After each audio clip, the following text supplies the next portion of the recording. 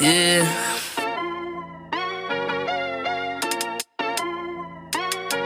Yeah. Look at me. Benchmark. They're speaking the facts that you wanna hear. They rep a jersey, the vision is clear. Diamonds glisten like a chandelier. You know what I'm here for, like Marshawn Lynch. At clutch time, we do not flinch. Real brothers, we do not switch. Hit home runs with the right pitch. Who run the city?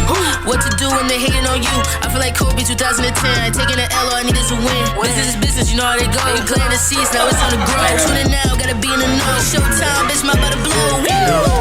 I ain't seen from now. Bowser really. I'm just trying to tell you.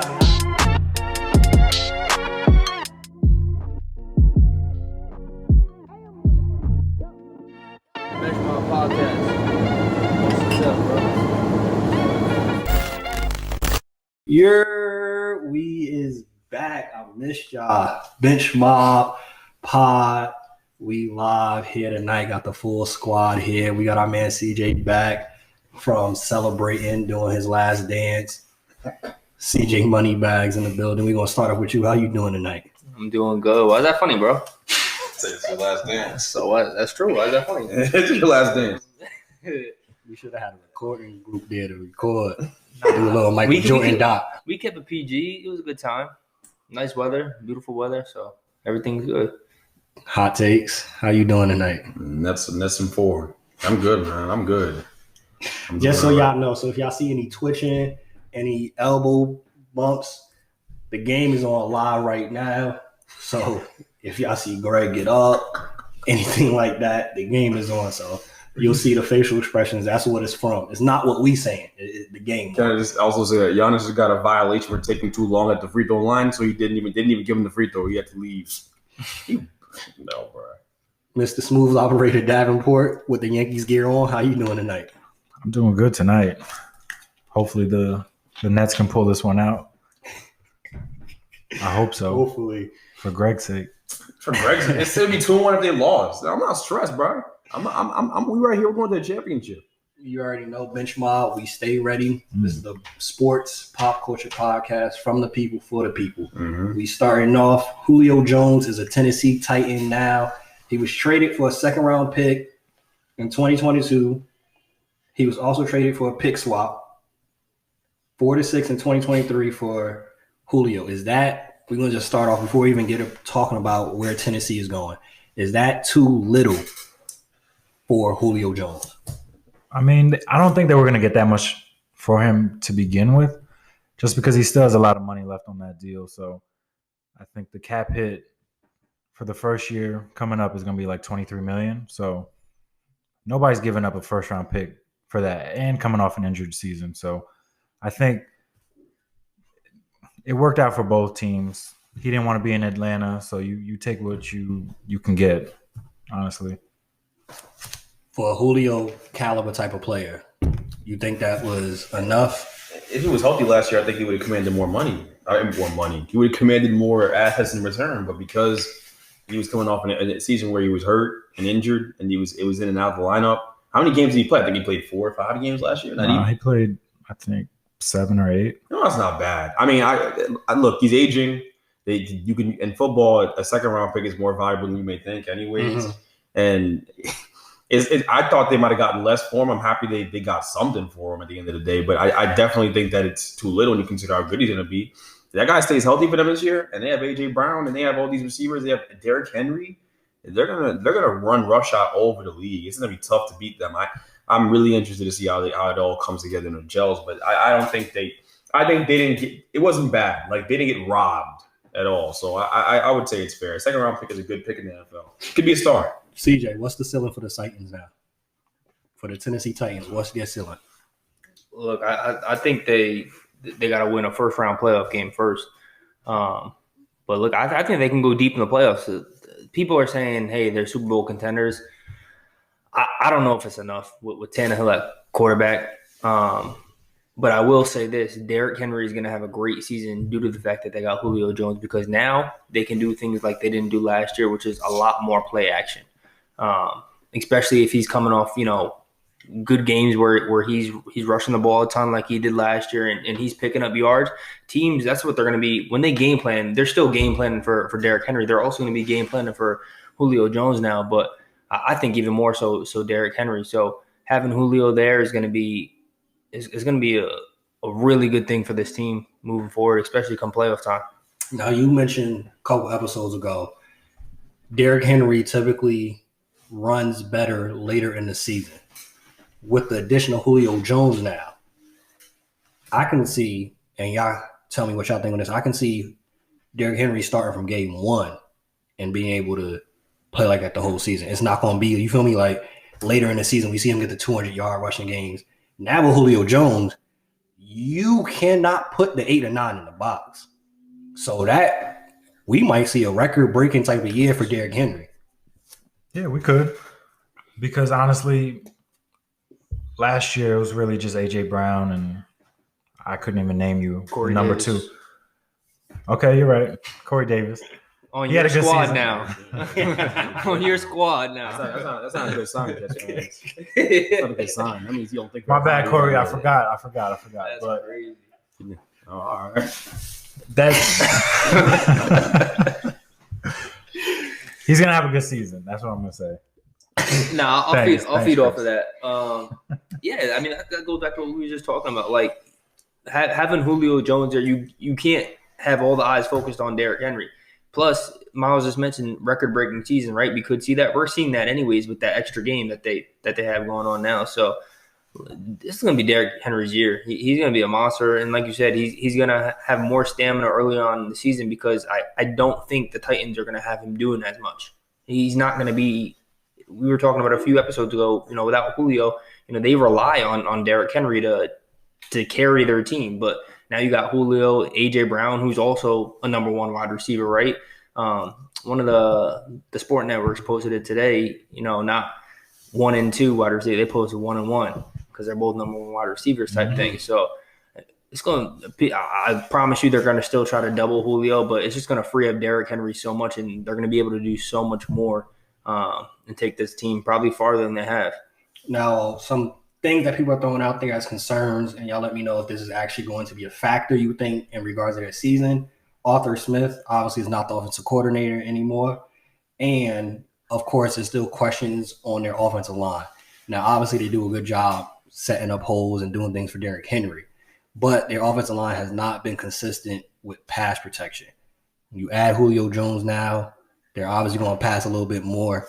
Do you think these things will actually hold them back this season? No Arthur Smith at coordinator, and their offensive line has some question marks. I think they're going to run the ball a ton anyways because you don't want to have Tannehill drop back and throw 30 times out of a shotgun, and it's not advantageous. So they'll run a ton of play action. That's always what they've been doing. That's their offense, play action. It's play action when they absolutely have to and they don't have a run game going, which is very rare when you have Derrick Henry on your team. Fine, Tannehill will drop back into a shotgun. But for the most part, they're going to go play action. They're going to have 2 of the best wide receivers in the league, 2 number 1s out there. Defenses are going to have to play over the top and play honest. And there are going to be a lot of holes for Derrick Henry to run through. So he'll have time to throw the ball. I'll be surprised if he can't get enough time back there with what the formula has been there for so long. They've always had the formula of just, hey, we'll run heavy and then we'll hit you with the big shot over the top or a little dig right off of a play action. But they know what they're doing. They know Ryan Tannehill is very good at a specific thing. He's a specialized quarterback. He's not like, he's not going to wow you. He's not going to win the game from start to finish by just giving him the ball, letting him throw the ball 30 to 50 times. He's going to play within a system. The system is play action, get the ball Derrick Henry. Okay, cool. Now they're betting on the run. Let's hit him over the top. They have 2 guys that can go get it better than anybody else. So they'll be effective. I doubt it'll be a problem. Now, Chris mentioned it. You mentioned it again. They basically have 2 number 1s. Where do y'all rank them with top wide receiver duos? What's y'all top 5 wide receiver duos? Miles started off. I think everybody at this table has A.J. Brown and Julio Jones at number 1. So give me y'all 2 through 5. All right. So obviously Julio Jones and A.J. Brown are number 1. I got Mike Evans, Chris Godwin, number 2. When Chris Godwin's healthy, he's one of the top receivers in the league. So you match him up with Mike Evans, pretty unguardable duo. Thielen and Justin Jefferson, number 3. I like them because Thielen's been a number 1 and he's been doing this. But then you add the versatility of Justin Jefferson, who can take the top off the defense and he's a good route runner already. So number 4, I got DK and Tyler Lockett. Honestly, what? I'm thinking. I'm just thinking. Go ahead. Oh, you think they should be Go higher? ahead. No, I'm just bro. thinking. I'm just thinking what you're saying. God, you got. That rubbed me the wrong way. He's had, Damn, that's not me. What? That's Go him. ahead, finish your take, bro. Greg has mentioned DK Metcalf is a one route runner, so I think that's why Greg's eyes lifted. But No, DK showed a little more last year, and if Pete Carroll didn't take the ball out of Russell's hands later in the season, maybe he'd be a little higher on your list. But that's who I got at number 4, and then number 5, if he's healthy, I got OBJ and Jarvis at the end. I like that. I think that's a good list overall, bro. CJ, year 5. All right, bro. My man said Tyler Lockett and DK. I don't think it's a bad pick. I don't think it's a bad Yo, pick. eyebrow raised to the roof, bro. Oh, mine? Yeah. Because I would probably go OBJ over and Jarvis over them, but that's fine. Either Yeah. way, it's interchangeable. I'd go OBJ and Jarvis over them, though. OBJ and Jarvis are crazy. I don't think Jarvis is better than Tyler Lockett, though. I do. I'm going to give Jarvis that nod, bro. But it's close. It's close. Year 5. I got the same first 2 picks. Julio Jones. And then we got Chris Godwin and Mike Evans. Number 3, I'm gonna put OBJ if he's like Greg said, if he's healthy, OBJ and Jarvis Landry. Number 4, this is where you put Vikings. Yeah, I'm gonna have to go Robert Woods, and I'm gonna have to go Cooper Kupp. Okay. Rams. And then number 5. You know I want to say it. I ain't gonna say it You're though. a fool. I I looked You wanna at say him before you started. Tyler Hey. Boyd. Tyler Boyd. ain't gonna say it because that'd be irresponsible. You're I right. looked at Antonio right before you started. Like I guarantee he's gonna say the Bengals. He's gonna say Tyler No. Boyd and whatever. He's I, gonna say what's his name, Jamar Chase. stop. He got to prove himself. I would feel confident saying Adam Thielen and Justin Jefferson. Okay. With them Greg. number 5. Mm-hmm. Year 5. And I'll give my 5 last to round it off. AJ, and Julio number 1. Okay. I got to go with that. I think that right away is the best wide receiver tandem in the league. Man, this is it's tough. I think it's all interchangeable, but then I'd probably go Mike Evans and Chris Godwin at number 2. Okay, so everybody got Mike Evans, Chris Godwin. Yeah, I think that goes. Yeah, I mean, Tom got all. That's why Tom won last year. They gave him everything, so it makes sense that it would be like that. 3, the Justin Jefferson and Adam Thielen thing is interesting. They really are both really good. I would go there at number 3. OBJ and Jarvis, so long as OBJ can stay healthy. If you don't put him in the top 5, if you don't put him 4 or whatever, it's because OBJ hasn't been healthy. That's fine. But off pure talent alone, I'm gonna go with those guys. And then at the 5 spot, I feel like it's mad obvious who I'm forgetting right now, but I'm definitely forgetting someone right now. What, Galladay and Shepard? Is that where you're going? It wouldn't even be Shepard, first of all. So that's it. Wouldn't. But you never know. But You don't think the We're Rams after- got some pieces, bro? huh? You don't think the Rams got some pieces? No, that was a stupid pick. Yeah. Oh, he came left. Came left. No. Who's your 5th one? My 5th would probably be. My 5th would be. Is Diggs is impaired by anybody? Is my thing. I'm really trying to get Diggs some love. There's no way you Beasley can. is just no way because Beasley's good, but I don't think he's you don't do that. I think Dallas has a really good wide receiving core. If you go Cooper and CeeDee Lamb? Cooper and CeeDee Lamb, man. Cooper and CeeDee Lamb. I'm gonna go there. I'll go 5, and I hate the Cowboys, but I'll give them that. I think that's fair. We all got the You same top picked them 2. over Cooper. You see what you did? You picked them over the Cowboys duo. Come on, bro. So I we think all got the Cooper. same top 2 Go because ahead. I got AJ Brown, Julio Jones, Mike Evans, Chris Godwin. 3rd, I got Amari Cooper, CeeDee Lamb. You see? 4th, I got DK Metcalf and Tyler Lockett. Mhm. 5th, I got Justin Jefferson and Adam Thielen. Only reason why I don't have OBJ up there and Jarvis Landry. OBJ's health, and we've seen a small portion of them together Baker has not figured out how to get them both involved. These other tandems, we've seen it happen. We've seen Justin Jefferson, Adam Thielen both get the ball, both get their stats. Right. DK, Tyler, Amari, CD, Mike Evans, Chris Godwin, and we're believing, obviously, AJ Brown and Julio Jones with a Derrick Henry should both be able to get their stats. So, only reason why I don't got OBJ up there for my top wide receiver duos. But this is going to be exciting to see how they play coming up. They definitely should, on paper, have one of the top 5 offenses in the league. Safe to say. The Titans. Yeah, Titans. Oh, yeah, easy. And Dak Prescott back, so they probably be top 5 Oh, too. we got Cowboys? Offensive wise, and now we know All right. it's probably not going to translate into wins. It probably won't. But It won't.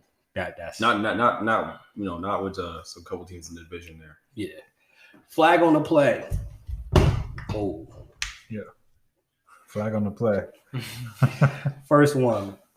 Man in Detroit wins $30K in the lottery, spends $20K of it on a gold chain that eventually got snatched at a gas station. Accept or decline? Decline. Decline. I don't know. Stupid. You're a bonehead. stupid. I was just listening to this on the radio, yo. Donkey of the day. I literally just heard this on Hot 97. Ebro and them was talking about that. That's crazy. Next one. Accept or decline on this. Garrett Cole was asked about if he ever used Spider Tack. He responded by saying, I don't quite know how to answer that. Accept or decline? You're an idiot. Yeah. I expect nothing less from a Yankee. Yes, that's predictable. And you know what's so crazy though? Before we left here the other day, we left your house for last week's show. Miles talking crazy about how DeGrom was the one using those things, and then his idiot star pitcher goes out and can't even deny it. He doesn't even deny it. He just steps all in it. That's crazy, bro. You know what that's called? It's called poetic justice for all the listeners, bro. That's called poetic justice. But it's wonderful when that kind of stuff happens. Idiot. He's an idiot. Last one for flag on the play. JBS, one of the top meat industries in the country / like globally, confirms that they paid an $11 million ransom in a cyber attack, according to US Today. A Russian gang cyber attacked JBS, and they paid the $11 million ransom. Accept or decline? And this is becoming a thing now. They said this is the second or third big time company that has been held for ransom because of cyber attack. And the cyber attack was linked back to Russians? Yeah, that's what the FBI is believing. It's a Russian group that is doing these cyber attacks. So when are we gonna get smoke with Russia then? You know America loves a good old fashioned war. You know that. Who knows? This company is a global company, so I guess it would. I mean, they hacked the election. They buddy with Trump and all that. We talking politics. This is fun. We don't ever talk politics. You can get some people hot with this one. Yo, buddy with Trump and all that too. So when we get the smoke, when's it gonna finally turn into a war? You know that America never turned they don't like to turn down no smoke. You know they love that. Gas prices shoot up. Yeah, I don't know if America would take a step in this because I don't think it directly has affected America yet. These are like global companies, so there's no tie to America. So these companies are like in a tie this to other company. countries. They obviously have American ties in here, but America to just hop in war with Russia over something that happened to a global company Sounds like America to me. I don't think they're gonna do it. I don't think they in a good position to do that anyhow. Nah. I mean, I'm not wishing that, but No, of course we're not wishing it, but think who really would get behind let's go into war right now. you never know now, man. You never really know. It's not safe to even say. It's becoming a problem though, a global problem now. Okay, so fine, it's not just America. That's something to keep your eye on. That's something to definitely keep your eye on, man. Yep, this is becoming the trend. Cyber attacks, and then they hold the companies for ransom. It also wouldn't be the first time America and Russia went to war. Yeah, definitely won't be. It wouldn't be the first time. So I'm gonna keep my eye out. That's a crazy number. $11 million Come on, ransom. now. Whoever these people are, Let me hold $1 for real, for real. So we got Jokic wins the MVP, the 41st pick in the NBA draft in 2014, 6th international player to win MVP. He's the first player drafted in the second round to win MVP. Breaking down the votes, which I think this part was kind of appalling to me. 91 of the 101 first place votes he got. He was only one of the 11 players to play all 72 games this year. He averaged 26.4 PPG, 8.3 assists, 10.8 rebounds, 56% from the field, 38% from three-point, 86% from the free throw line. Is Jokic the MVP kind of by default, or you think y'all that he really deserved it? I'm going to say by default because of injuries. If Embiid don't get injured, if LeBron don't get injured, Jokic's not even in this conversation. You think if Embiid stayed healthy, he would win MVP over Jokic? I think if Bron stayed healthy, I think it would have been much closer. Oh, I completely agree. My thing is if Bron or Embiid was healthy, Jokic is third on this list, maybe fourth. And it all depends also how they finish that season. If LeBron is still healthy, are they even, you feel me, like a top? Yeah. That's a good point. That's a good point. I think Jokic deserves his MVP. I'm not going to say it's watered down, nothing like that, because when Murray went out there, he still held them down. They still won games in spite of that. He had help, though. Oh, MPJ? MPJ stepping up. Aaron Gordon been playing pretty good. I'm not going to say he's not. He didn't carry him. That's all I'm saying. Yeah, I'm not going to say he's like a superstar. He's a very good player. He's an all-star caliber player. He's incredibly talented. And the numbers are incredible. He didn't miss a game this year. Is that what it was? Not one game.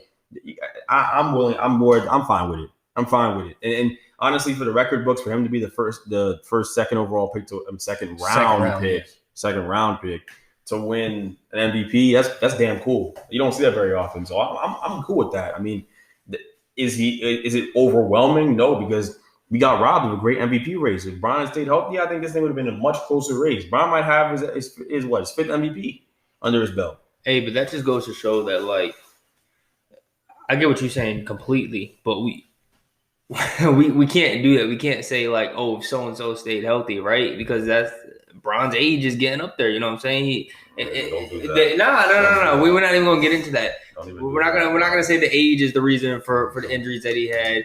But at the same time, you got to give credit to Jokic, what you're doing, for playing every single game. That's so hard to do, especially with how long the NBA season is. And for stepping up like he did when Murray went out, when Will Barton went out, like, hey, you got to give that man credit. I'm appalled the 91 out of 101 votes. Like, all right, he's MVP, but there's no way I think that's 90% of the votes this man gets. You saying you can't believe it, or you saying you think it's a lie? I can't believe it because I don't think 91 of the 101, like, we talked about this on the show. I already said Jokic was going to win MVP. We heard all the reporters, everybody was talking about it. He was big in Jokic, showing him mad love. So that was a given. I thought it still would have been a little bit closer in that regard. Like, only 9 other first place votes went to other players. I would have gave maybe a couple more votes to Steph. Yes, LeBron and Embiid got injured. They should have got a couple more votes. Shoot. I think Derrick Rose got 1.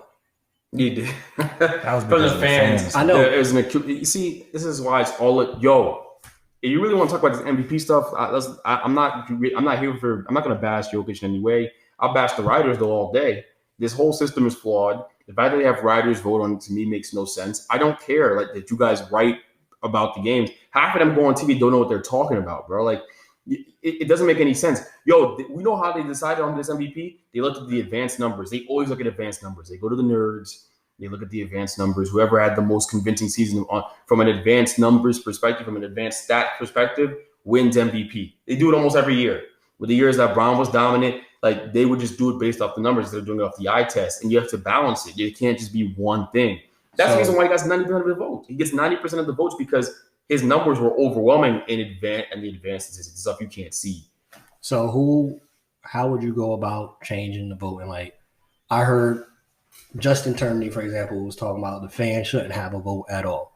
You're saying the writers shouldn't have a vote at all. I think it should be more balanced. I think it should be a more 50-50 split between maybe a fan vote and then also the writers. That way you get more of a diversified pool of opinions instead of getting just the writers. I don't want to hear Stephen A. I don't want Stephen A's opinion on anything, let alone who won MVP. I'm serious. I don't want Max Kellerman voting on MVP. I don't want these guys have bled for this and they put their time in, and that's respect to them for that. But you got them holding the fate of the MVP in their hands just feels wrong to me. I'm sorry. I can't get behind it. Get the coaches involved. Get the coaches involved. Let them get their picks. In fact, who knows better than the coaches and the personnel in the league? Do coaches, do players, right? Like, factor in all of it. Don't just give it to the writers. That is ridiculous to me. That I don't like that at all. I agree with that. I wouldn't say 50% to their fans because they're gonna vote for their favorite players. Derrick Rose. Yeah, I'm just keep going voting for for RJ Barrett. You're not pointing at me. I would never do that irresponsible. Yo, the point I'm making is that I'm just throwing out numbers, right? I just want it to be more diversified pool of opinions involved in this process instead of getting writers. I think it should be like, at the All-Star game when they try to get a substitute. Yeah, like the reserves. The coaches get involved. It should be like that. And like you said, it should be of your peers. Yeah.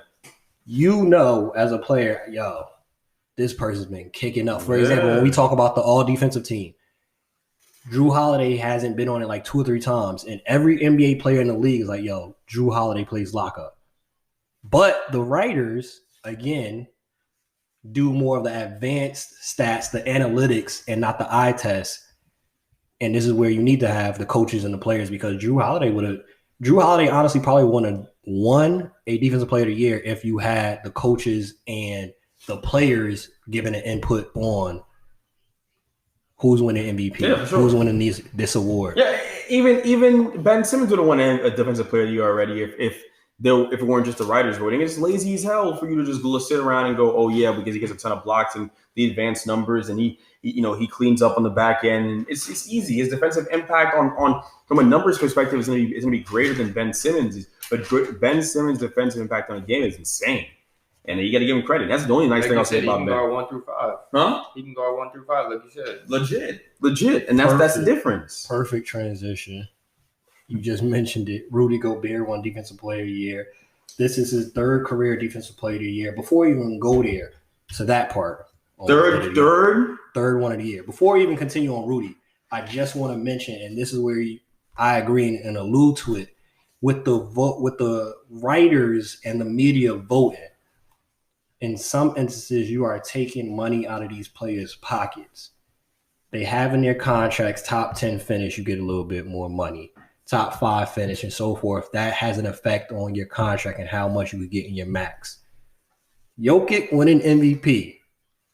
He can now get in 2022, when he's able to do an extension, a super max of 5 years and in excess starting around $250 million. Ridiculous. I wouldn't do it. $250 million. I wouldn't do it if I were them. But then again, it's Denver, and who else are you going to go pay? Who's going to come play for you?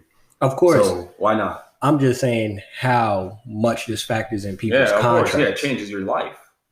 The top 10 finishes give you even some more money. So if you're in the top 10, you're looking at some extra money in your contract when it comes time to re-up, when it comes time to negotiate. And obviously that also comes in factor when, let's say you mention your accolades.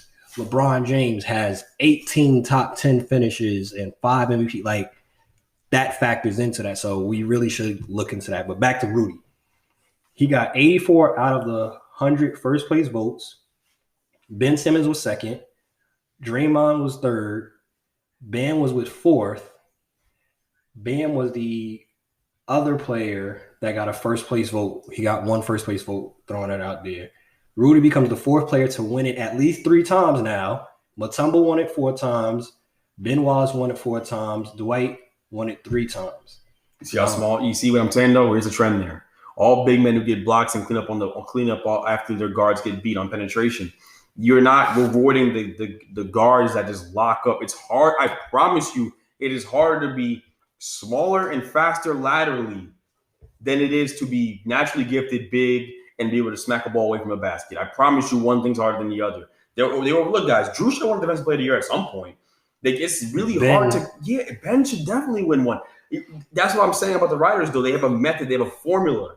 They stick to that formula, and you get the same result every time, man. And they force feed it on you. It's no way. I'm sorry, bro. It's no way. Throw this quote out there, and y'all let me know what y'all think, and we could dig deeper from here. Draymond, of course, had his comments and something to say about it.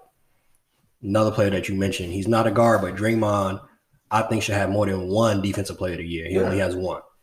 Draymond said, defense is more than protecting the rim. Thank you. There is no offensive situation where you don't want Steph, LeBron, Harden on the court. There is no defensive situation where you don't want me on the floor.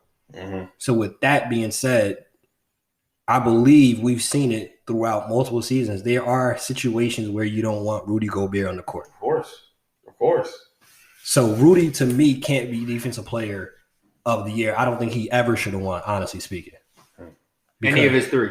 Any of the 3. He should have never won. It's these old writers, bro. They I'm telling you, basketball's changing. Perimeter defense is so important now in basketball. If you can't guard in the perimeter, if you can't guard guards. Why do you think Phoenix is beating the brakes off the Nuggets right now? Because they can't stick CP3 or Book. It starts in the backcourt. It's finally catching up to them.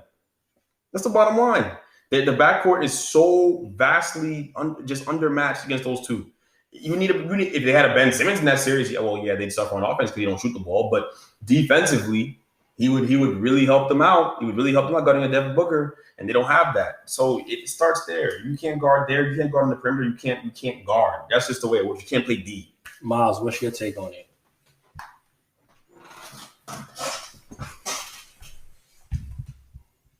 What, on Rudy winning Defensive Player of the Year? Yeah. If you had a vote, are you voting Rudy as Defensive Player of the Year? Not this year, no. Because Ben Simmons, like everybody said, he guards 1 through 5. I've seen him guard Trae Young, and he's doing a good job of that.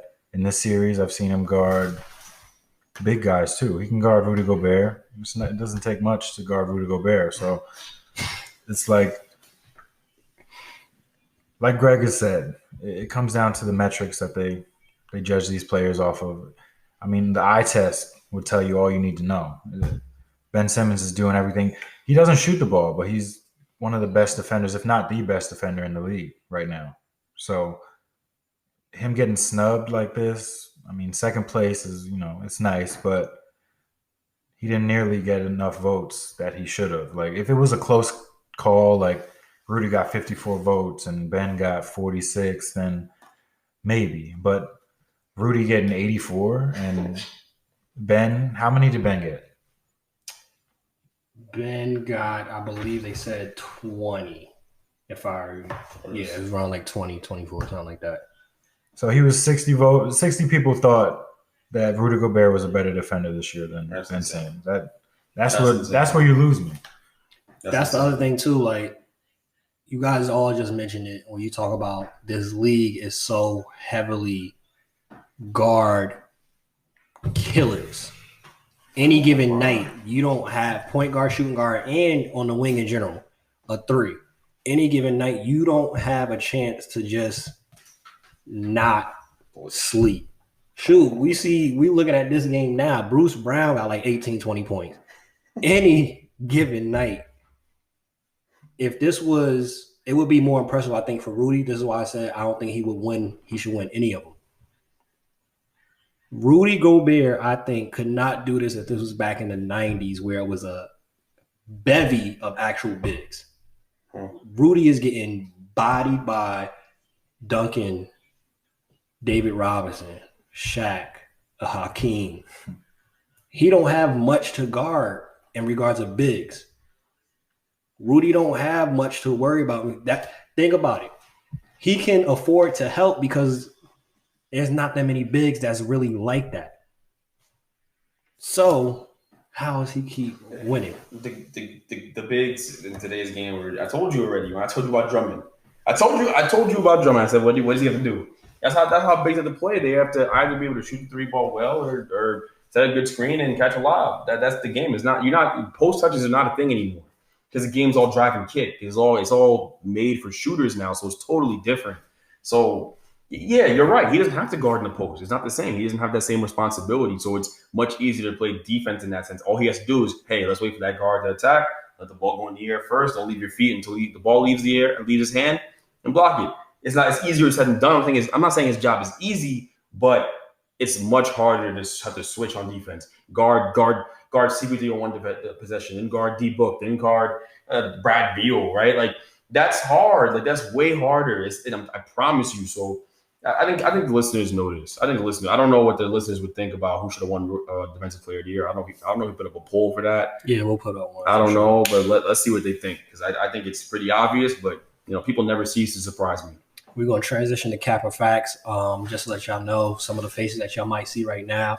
PJ Tucker just told Kevin Durant that he needed to get a brush and they had to be separated. Porzingis, first one. Porzingis, Doncic experiment needs to be blown up. Cap or Facts? Facts. Oh, you said Cap. That's a fact. Facts? Oh, wow. Yeah. Facts. Do you I think didn't hear. I was watching PJ Tucker. Say it again. Porzingis, Doncic, right? That experiment, those two players, that team needs to be blown up. That experiment isn't working anymore. Cap or Facts? Facts. Second one, Pat Bev is the answer to slowing down / making it difficult for Mitchell. Now, game 1, 45 points, 16 for 30, 32 in that second half. Donovan Mitchell himself has come out and praised Beverly for his defense and their matchup that they had previously. So, again, Pat Beverly is the answer to slow down / make it difficult for Mitchell. Cap or Facts? You said Facts. Cap. Hell no. I don't think Pat Bev is that one dude at the gym that's just hacking the whole time. He's not playing defense. You don't think he can make it difficult? I don't subscribe to that idea at all. He can't make it difficult for him. He can annoy him. He'll pick up. He can foul out. That's what I would say too. I think he could definitely annoy him. He'll annoy him, but he's not He's like that little brother that you just don't want around all the time, and he gonna be around. Well, I don't know what Donovan Mitchell's post game looks like. So, what's his post game look like? Does he have a post game? I know Luka has a post game, and that neutralizes like a guy who's small like that. Like you're gonna neutralize it with your size. So, but if he has a good enough post game, and I'm not really sure, but if he does, then I don't really see a way that Pat Bev can really affect him. Now, if he doesn't, and he's playing out there dancing with the ball in the perimeter, I think he'll still give him a smooth 30, but it'll work for it a little bit, and that's what you want if you're the Clippers. So, wow. That's what I think. I think Pat Bev doesn't – if Pat Bev's guarding him, Mitchell doesn't go 16 for 30. Yeah. Mitchell probably still gets his 45 points because Mitchell puts up minimum probably 30 shots a game. Yeah. So he's going – you put up a score like that and somebody that has the green light like that, that's in the NBA. And we're not talking about high school, middle school, where players sometimes are just mixtapes and highlights. An NBA player getting 30, 40 shot attempts, you're going to get buckets at some point. Yeah. It just might not be efficient. And that's where I think Pat Bev would come in and dirty it up, muddy it up. 16 for 30 ain't happening with Pat Bev guarding. No. Pat Bev still is an elite defender. He's always in the top 3 defensive teams. So I think you got to give Pat Bev some more playing time, which Ty Lue said that he will do starting game 2. Last one. Jay Williams lied on KD. Cap or Facts? Before we even start, right? Before we even start, for our listeners that might be living under a rock, don't use social media, don't watch TV, don't have Wi-Fi. Jay Williams said he had a private conversation with KD, and KD came up to him at a holiday party and told Jay Williams, don't you ever compare Giannis to me. Jay Williams was like, I was just saying, if KD and who was the other person? If KD and somebody had a baby, it would be Giannis. And I was talking about not the style of play. According to Jay Williams, he said not style of play, but the frame and the build. Mm-hmm. He said KD was like, still, don't you ever compare. Katie and Bron, Nah, to be honest. don't you ever compare Giannis to me. KD came out and said, once that came out, yo, that's a lie. The man's is trying to, improve his career, this, that, and the third. Jay Williams stood on it. He said, nah, you told me that. I think KD said it. Yeah. I know how. I was just telling Chris that I don't really respect Giannis' game like that. I can imagine around the league what people think about Giannis' game. He's a nice guy. He comes from nothing. I get it. Like, the whole story is incredible, but it ain't about that. Like, in terms of his game, he's in rarefied air, winning 2 MVPs and all that stuff. Like, he now no one cares about that. The 30-point, 15 rebound games aren't as important as about performance in the playoffs. It is, because that's what solidifies your legacy. So yes, when you're on that standard and you're talking about KD, it's no way you should ever compare KD to Giannis. So if KD said that, I wouldn't blame him. But that's the thing, though. I really think he said it, and it's because it was a private conversation that came out. Yeah. Because you remember who's on his team, too. Harden and Giannis got a little beef. When Giannis decided to pass on Harden because he was like, I don't want to drive Harden because Harden don't pass the ball. So there's a little beef right there. You can't tell me KD, James Harden, and Kai don't be talking about, yo, Giannis ain't what y'all really think he is. Mm-hmm. And as you said, if we really were to go into the players and the coaches having a say in these awards, I don't think the players around the league would vote Giannis as the MVP twice. Maybe that first year, because when you had that first year with his crazy stats, you get that award typically. Yeah. Derrick Rose first year breakout, cool, you get those stats. But I don't see what's wrong with it, and I would have rather he would have owned up to it. Like you would see MJ, you would see even in football, they own up to it. Yo, I think he really trash, and I want that smoke. Yeah. It's just about the timing of it, though. Like, they're in the middle of a series against each other, and now you bring this up now. I mean, but you can't say he's adding fuel to the fire. We see he can't even make his free throws within 10 seconds, so it's not adding fuel to the fire. Dudes around the league don't really respect this game like that. I'm sorry. Not the top of the top. The best players in the world do not respect Giannis. They don't think that he's on their level. Tell you that right now. Nice of a guy as he is, they don't. And I've been telling people for a long time. I remember saying in the group chat with a bunch of friends of mine, like, yo, like, Giannis is what's wrong with the Bucks. Giannis is the problem. It's not anything else, really. It's him. His inability to shoot the ball at all, or with any kind of consistency. And it'd be one thing if you couldn't shoot the ball like just within regulation and play. He doesn't make free throws. He doesn't even take them in time.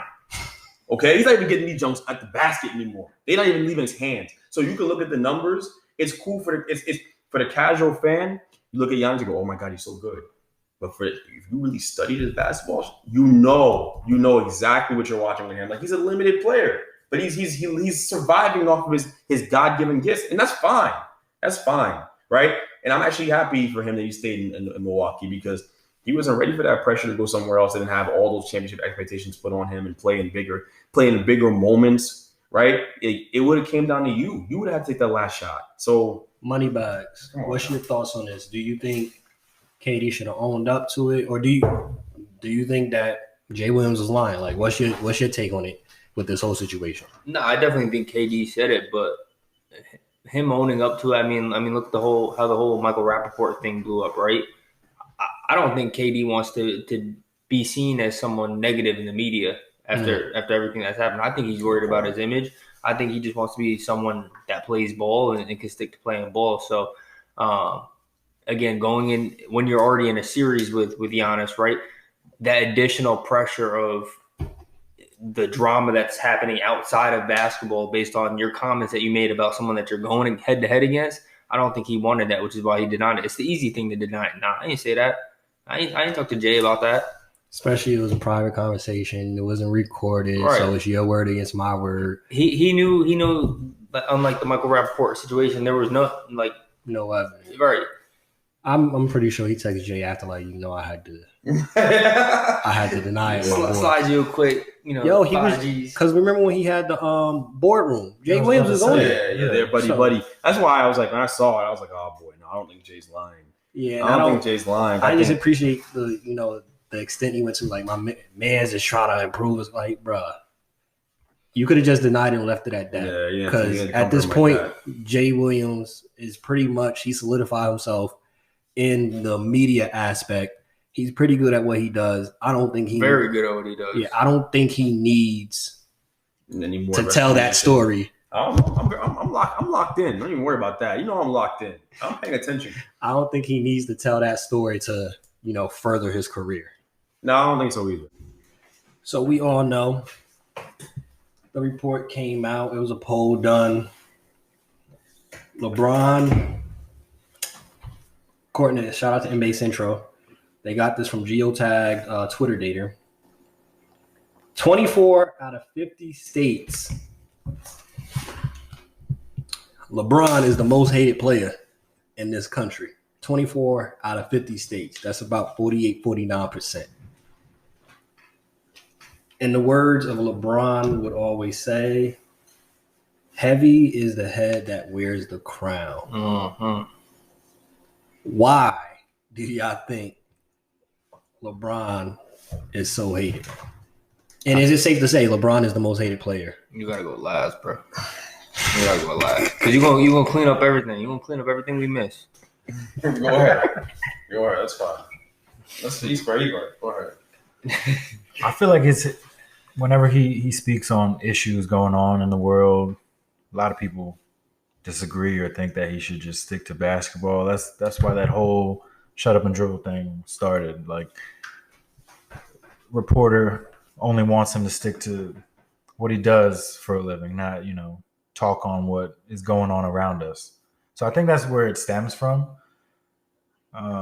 Basketball wise, I feel like people hate him because he's not the most aggressive. I don't know, because this whole comparison between him and Jordan, and a lot of old heads would pick Jordan over him. I mean, you just gotta go down the list of whatever Skip Bayless say about it. That's why I don't take anything that Skip Bayless. No, of course not. I'm saying, but you were saying on the basketball aspect, Skip Bayless, which I don't think anybody in the show agrees with. Skip Bayless gives a list of things that he feels is wrong with LeBron's basketball game. CJ, like we said, Greg gonna have to go last. CJ, LeBron the most hated, and if so, why?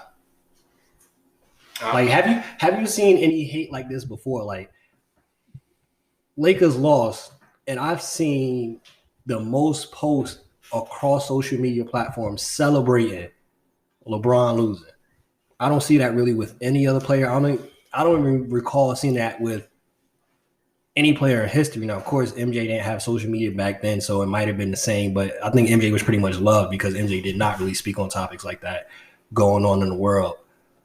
I don't recall any player of any sport hated this much. Like, literally, I saw I think you see it with Tom Brady a little bit. It's both sides to that thing.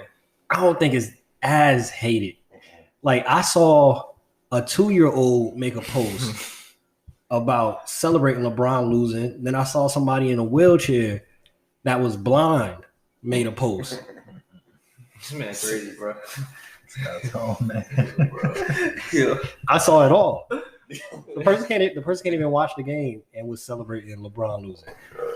What's your takes on the situation? Miles brought up a good point, and this is just one of the points. It's the old heads versus this generation. If you grew up in Michael Jordan's era, you think Michael Jordan's the best. That's just how it is. And if you're someone that came up watching LeBron, you think LeBron's the best. You've seen him carry teams. You've seen him win championships on different teams. So I don't to say that like why people hate LeBron. I don't know. Maybe because it is he's being compared to Jordan, and people are saying, hey, he's better than Jordan. Other people are saying, no, he's not. Look what Jordan did. 6 straight finals, 6 straight championships. Bron could never type thing. But Bron is truly respected around the league by the players he plays with.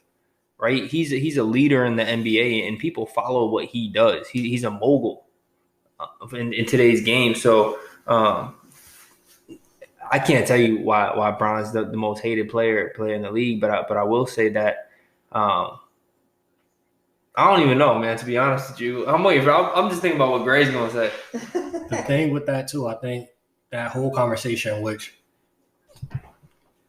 we've had a discussion with here, but when you talk about the best player, not best scorer,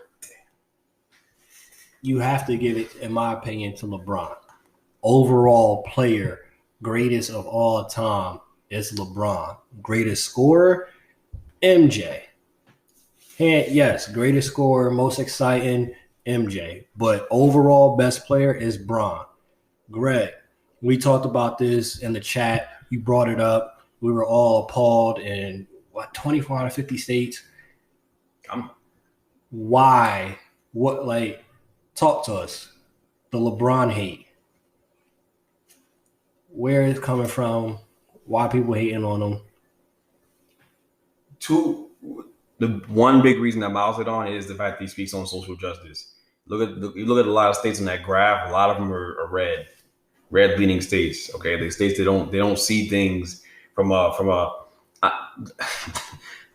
liberal perspective. They just don't see it that way. Okay, so when he speaks up on police brutality, for some reason, there are people who don't seem to think that that's a problem. So they don't like the fact that Bron speaks up on those things. They just think that he should be a basketball player and don't be a basketball player. And for the old heads that grew up with Jordan, a guy who never said anything about anything meaningful, right, to not compromise his money. And I won't even say what I feel about that, but I think that y'all, if anyone knows me or listens to the show enough, I bet you know how I feel about it.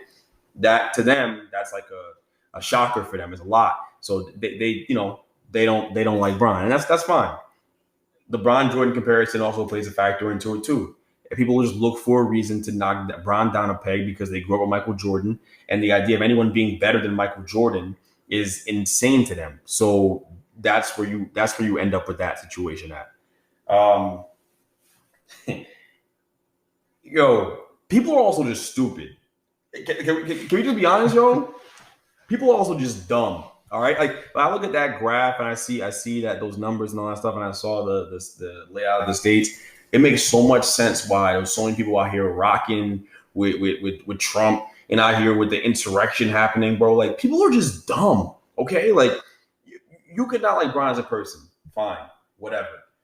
To not appreciate his basketball ability and his basketball genius is a whole different conversation. Don't tell me you love basketball and then tell me in the same sentence you hate LeBron James. The two things don't go together. There are people out here who love basketball, don't like LeBron James that much, but appreciate that guy's genius and will tell you how great he is. Okay? You got guys like Skip Bayless on TV who's made a name for himself, pandering to these people. You know what I mean? He fuels that fire, the LeBron hate fire. He's been the leader of that for years. He's made a legacy for himself off that, which is insane. Which is insane, right? It's a really bad look for dude, but he runs with that. Whatever, that's fine. And any chance the dudes get to be around him, like Shannon and Stephen A will tell you how nice he is as a guy. But it's a bad look.